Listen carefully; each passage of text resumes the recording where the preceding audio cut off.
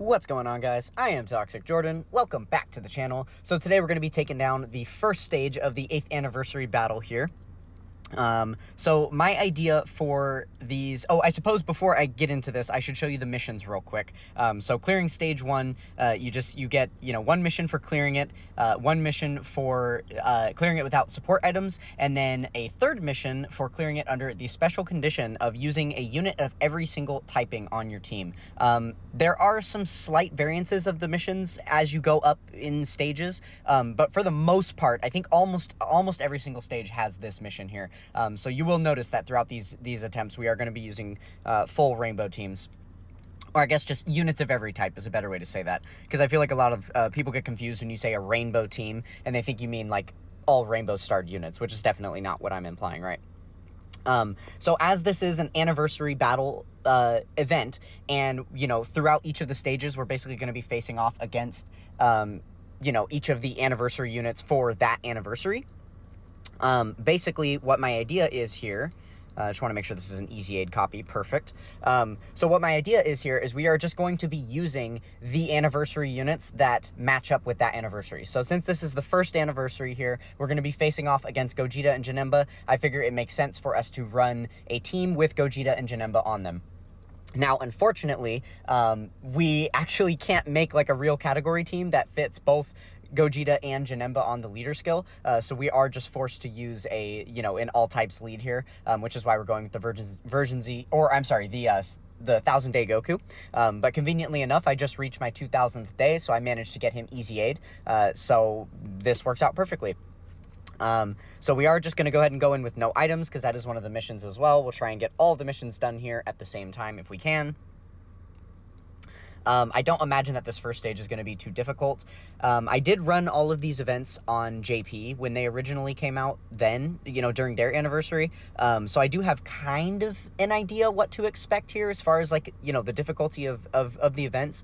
But it's also worth noting that I started my JP account basically during the 8th anniversary on JP, right? So, it is not, super likely that... Or basically, like, my account was really bad back then. So, basically, how difficult the events were for me back then is probably very different from what I would be experiencing now. Having, like, a much better box to deal with on the global side of things. But yeah, I don't imagine that we're going to have too much trouble with this first phase. I didn't want to make it, like, completely free and easy, which is also why it was convenient to be able to use the... only like a 120% leader skill, because obviously it's making this enemy look a lot more difficult than they are. Whereas, I imagine if you were to take this on with a 170% leader skill or higher, that, you wouldn't struggle at all. Okay, so it looks like he is actually nullifying our key-based super attacks. That is interesting. I haven't bothered to check any of the, like, abilities of these enemies. I've simply just been... I simply just built... teams, and we're just kind of going in blind here. So hopefully that's not going to bite us in the ass or anything. We will see, though. Worst comes to worst, we can always just rebuild with different teams in mind. But, the basis of it was that I just wanted to be able to use all the anniversary units. And this first anniversary stage is actually the only one where... I wasn't able to build like a 170 plus team, or pretty much like a 200% team, right? All of the other anniversary units kind of coincide a lot better. The first anniversary was actually the only time that they've ever even had an extreme class headlining unit. Other than that, it's always just been Goku and Vegeta, right? So it's much easier to build categories between those two units than it is when you're trying to combine super class with extreme class. Okay, so this is actually really annoying. Without doing my research ahead of time and realizing that he, completely nullifies Ki Blast Supers, this is actually going to take a little bit longer than I expected, because we don't have that many units that can actually dish out an attack that this enemy can receive, right? So I suppose if we get his 12 key off... Oh yeah, either of his will be okay. And then I think we just need to get an 18 key with him. Yeah, perfect. And then Gogeta's should be perfect as well. Okay, yeah, so we should be in business on this turn. We're definitely not going to be struggling here too much. We'll go ahead and put the rotation like this. I know we are, you know, forcibly bringing all of the anniversary units on each of our teams, but I'm definitely not going to, like, prioritize their usage if I don't have to, especially in these earlier fights where they're definitely not going to be, like, the best units on our team or anything like that, right? Okay, we should be perfectly fine here, and then I'm pretty sure we're not going to have to deal with any annoying abilities coming from Gogeta, at least not anything that's going to, like, cause this team the massive slowdown that we just encountered here, right? We will have to see. I think from this point on, I should probably make a point to at least double check the news and see what it says about the, you know, each event. Okay, here's an interesting opportunity. Let's go ahead and put Janemba in slot 1. Why not?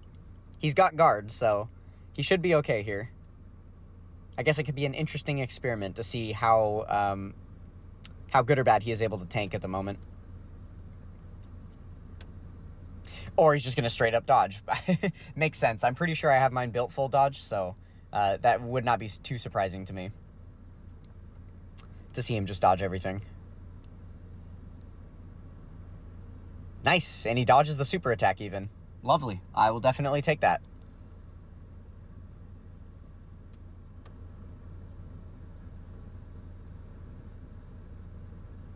Okay, sweet. Yeah, it looks like we're definitely not going to have to deal with any more attack nullification or anything like that.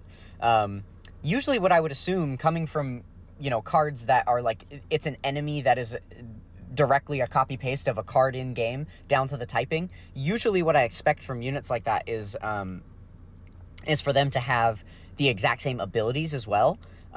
So I guess I would have interpreted that, like, or anticipated that Janemba would have some type of, like, guard ability that would just make it harder to take damage, but that Int Janemba doesn't actually have any type of nullification in his passive, right?